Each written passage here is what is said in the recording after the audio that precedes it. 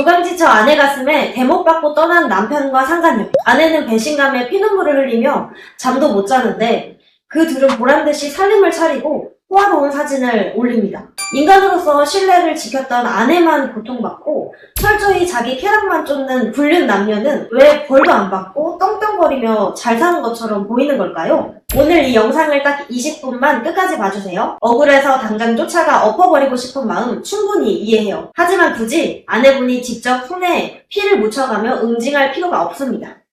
오늘은 불륜 남녀가 왜 결국 비참해질 수밖에 없는지 그 확실한 법칙을 알려드릴게요. 그리고 아내분이 진짜 승자가 되려면 지금 당장 멈춰야 할 것과 당장 시작해야 할 것이 뭔지도 명확하게 알려드리겠습니다.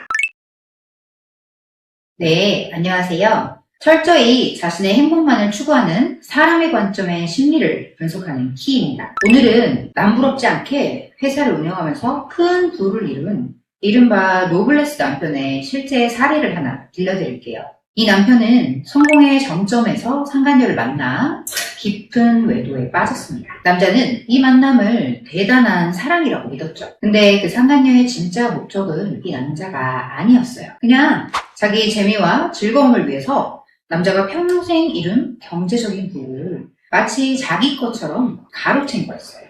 결국 관계 중독으로 정신이 팔린 남편은 회사에 쏟아야 할 모든 시간과 에너지를 오로지 상간녀와의 쾌락을 유지하는 데만 쏟아부었어요. 상간녀한테 계속 경제적으로 지원해주면서 돈이 줄줄 샜으니 회사가 제대로 굴러갈 리 없었죠. 매출은 갈수록 곤두박질 치고 빠져나가는 돈만 많아지면서 이 탄탄하던 회사는 결국 처참하게 부도를 맞고 파산했습니다. 안녕하세요. 인간의 관점을 대변하는 제인입니다. 방금 들으신 이야기 통쾌한 소설 같으신가요?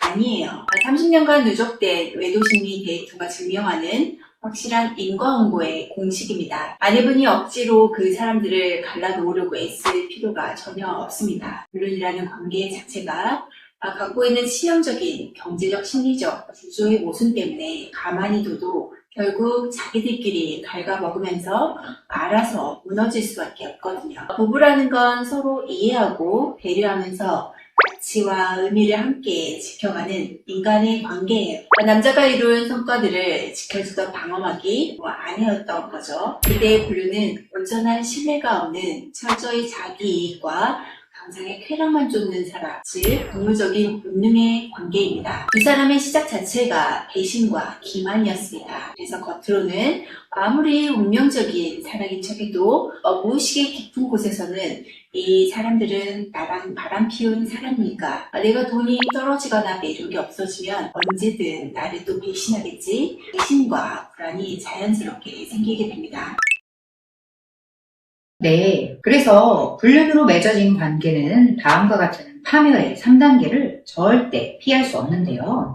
1단계, 서로를 의심하는 감옥으로 들어갑니다. 서로를 못 믿기 때문에 휴대폰을 뒤지고 잠깐만 연락이 안 돼도 히스테릭하게 발작하면서 서로를 감시하는 답답한 상황이 시작됩니다. 2단계, 자극이 사라지고 현실이 밀려옵니다. 불륜이 짜릿했던 이유는 현실에서 도망친 도피처였기 때문이에요. 하지만 살림을 합치고 일상이 되는 순간 당장 해결해야 할 일상의 문제들이 밀려오면서 도파민은 사라지고 강한 혐오만 남게 되는 거죠. 3단계, 충동 조절이 안 되고 경제적으로도 무너집니다. 외도에 빠진 사람의 뇌는 장기적인 위험을 계산하는 이성적 전두엽이 완전히 마비된 상태예요. 방금 들려드린 노블레스 남편의 실화처럼 오직 눈앞의 쾌락을 위해 사치를 부리고 에너지를 낭비하게 되는 거죠. 결국 경제적인 파산을 맞고 주머니에 돈이 마르는 순간 상간녀는 가차없이 다른 남자를 찾아 떠나버립니다. 네, 말씀을 듣다 보니 방금 말씀해주신 부도 사례와는 다르게 지금 당장 우리 남편은 상간녀한테 돈 다 퍼주면서 아무 문제 없이 잘 살고 있는데요? 하시는 아내분들도 계시지 않을까 하는 생각이 드는데요. 네, 확실하게 말씀드릴 수 있습니다. 그 사람들은 지금 진짜 행복한 게 아니에요. 돈이나 성적인 쾌락이라는 목적이 아직 남아있어서 관계가 유지되고 있는 것 뿐이에요. 만약에 살림을 차렸다거나 재혼을 해서 살고 있다면 속은 썩어 문드러지면서도 남들 시선이나 두 번 이혼할 수 없다는 체면 때문에 억지로 버티면서 살고 있는 거죠. 즉, 서로의 목적이 끝나는 순간 그 모래성 같은 관계는 한 번에 무너집니다.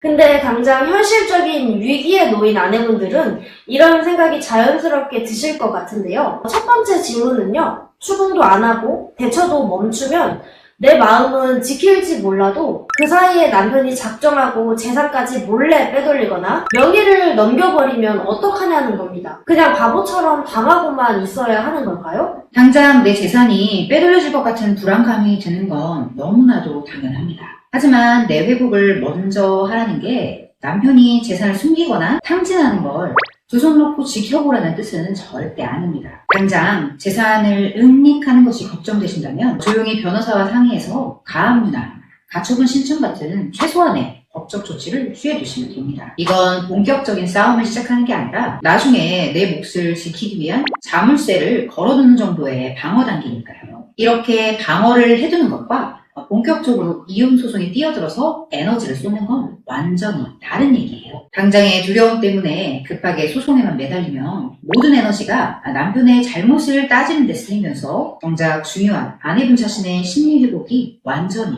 멈춰버립니다. 돈을 지켜도 내 마음이 무너지면 결국 지킨 재산마저 날리게 됩니다. 실제 안타까웠던 사례 중에 본인의 트라우마 회복을 미룬 채 소송과 상간녀 공격에만 매달려 이혼을 강행한 경우가 있었는데요.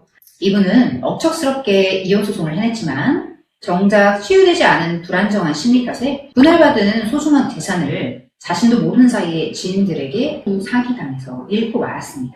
나아가 폭력을 쓰는 나쁜 남자들에게 의존하고 시달리는 비참한 삶을 살게 되어 뒤늦게 살려달라고 찾아오셨어요. 이 사례는 내 마음, 즉 나를 안전하게 보호하는 능력과 온전한 판단력이 돌아오지 않으면 그게 그렇게 악착같이 지켜낸 돈조차 나를 지켜주지 못하고 모두 빠져나가게 된다는 끔찍한 현실을 보여줍니다. 돈을 지켜도 내 마음의 판단력이 무너지면 그 재산마저 잘못된 선택으로 모두 날릴 수 있어요. 그래서 먼저 자물쇠를 채워두고 내 마음을 완전히 회복한 다음에 부부관계를 확실히 정리하는 게 제일 좋은 순서라고 할 수 있습니다. 네, 그럼 지금 상황에서는 재산을 탕진하는 것을 막는 최소한의 조치만 조용히 걸어두되 아내분의 멘탈을 흔들림 없게 하는 걸 1순위로 두고 완전히 회복되면 그때 가서 변호사와 함께 정당한 이혼 사유와 내 몫의 재산 분할을 철저하게 계산하는 것이 재산을 가장 안전하게 지키는 전략인 거네요. 아내분들께서 참고하시면 좋을 것 같습니다. 그럼 여기서 궁금한 점이 또 하나 생기는데요. 아내분들 입장에서는 잘못은 저 둘이 했는데 왜 피해자인 아내인 나만 힘들게 회복하고 노력을 해야 하냐는 겁니다. 맘 같아서 그냥 쫓아가서 뺨 한 대 때리고 상간녀를 박살내야 속이 시원할 것 같은데 이건 그냥 정신 승리하라는 말처럼 들리기도 합니다.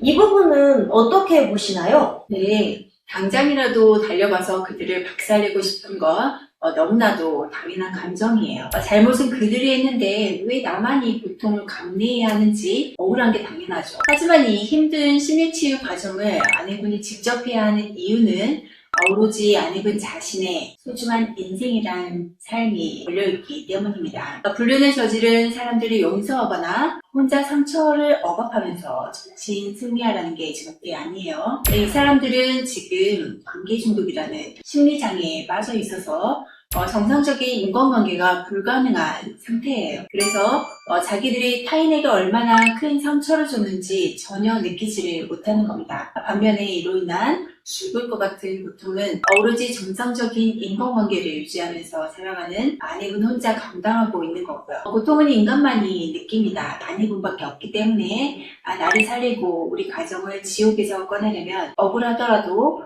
내가 먼저 노력할 수밖에 없는 상황인 거예요. 지금은 분노로 가득 차 있기 때문에 당장 복수를 하게 되면 후련할 것 같고 뭔가 해결될 것처럼 생각이 드실 거예요. 그러나 오히려 아내분의 트라우마는 몇 배로 커지고 상대방이 망가지기 전에 아내분과 아이들의 인생이 먼저 무너질 확률이 매우 높습니다. 내가 먼저 노력하는 게 억울하실 수 있지만 이건 정신승리가 아니라 외도의 사실은 똑똑히 기억하면서도 나 자신의 감정은 아무 고통도 느껴지지 않는 강한 마음을 만드는 과정입니다. 네, 맞습니다. 오로지 남편과 상간녀에게만 꽂혀있던 내 관심과 에너지를 온전히 나를 향해 돌리고 내 마음을 단단하게 만들어서 남편으로부터 심리적으로 독립하는, 이게 진짜 복수의 시작이에요. 그래서 아내분들이 지금부터 당장 멈춰야 할 것이 있습니다. 첫째, 상대를 향한 관심과 뒷조사를 멈추기. 남편이랑 상간녀가 어떻게 만났는지 염탐을 하고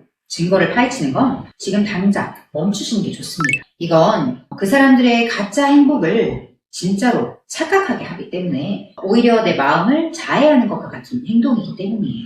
둘째, 분노에 찬 소송과 성급한 공격 멈추기. 아내의 분노 섞인 공격은 사람의 본능으로 똘똘 뭉친 그들에게는 오히려 사랑의 실현이라는 착각을 주게 되면서 결속력만 높이는 역효과만 가져옵니다. 그들이 합심할 명분을 주지 마세요. 네, 맞습니다. 이들을 응징하고 싶다면 반드시 아내분 자신이 먼저 회복돼서 어떤 상황에서도 상처받지 않는 힘을 갖춘 다음에 하셔야 합니다. 지금 당장 시작해야 할 거, 에너지를 100% 나한테 집중하기. 그들에게 낭비하던 에너지를 모두 회수하세요. 남편의 이기적인 사람의 행동에 타격받지 않도록 내 마음속에 완벽한 심리적 목품지대를 구축하는 치유를 당장 시작하셔야 합니다.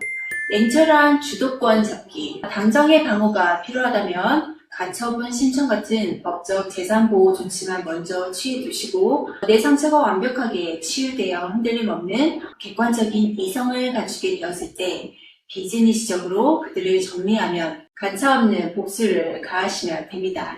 네, 오늘 들려드린 노블레스 불륜 남편의 부도 사례처럼 아무도 직접 심판을 하지 않았는데 결국 스스로 파산하고 추락하는 게 불륜의 결말입니다. 아내분이 소중한 에너지를 써서 바꿔야 할 건 불륜 남녀가 아니에요. 그 사람들은 어차피 강박에 의한 본능만 쫓는 관계 중독의 심리 구조상 수순대로 파멸로 가게 되어 있거든요. 정말 중요한 건 그들이 스스로 무너져 갈 때 아내분이 얼마나 높고 단단한 위치에서 그 모습을 우아하게 내려다보고 있느냐 하는 겁니다. 바로 아내분의 위치 말이죠. 지금의 뼈를 깎는 노력이 그들을 위한 면죄부가 아니라 나중에 내 인생을 완벽한 승리로 이끌기 위한 나를 위한 투자라는 걸 꼭 기억해주세요. 혼자 견디기 힘든 이 어두운 터널, 저희 불륜송수가 끝까지 함께 하겠습니다. 절대 포기하지 마세요. 지금 마음속에 드는 생각이나 억울한 상황을 아래 댓글로 남겨주시면 다음 영상에서 또 다뤄보도록 할게요. 도움이 필요하신 분들은 아래 고정 댓글에 상담 링크를 확인해 주시고요.